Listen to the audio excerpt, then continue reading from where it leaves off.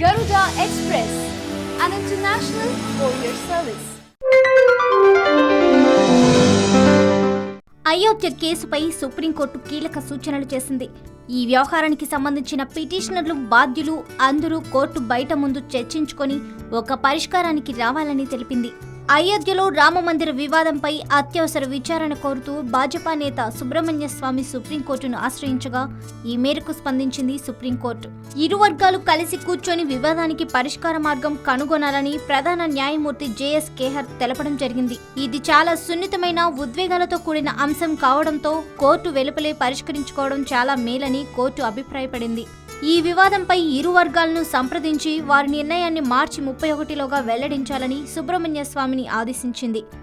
ఒకవేళ చర్చలు ఫలప్రదంగా సాగని పక్షంలో తాము మధ్యవర్తిత్వం వహించడానికి కూడా సిద్ధంగా ఉన్నట్లు అత్యున్నత న్యాయస్థానం చెప్పడం ఇప్పుడు అందరినీ ఆశ్చర్యపరుస్తుందనే చెప్పాలి. హాయ్ యోయో వ్యూవర్స్, సబ్స్క్రైబ్ చేసేటప్పుడు అక్కడ ఉండే గంట సింబల్ ను ప్రెస్ చేయడం మర్చిపోవద్దు.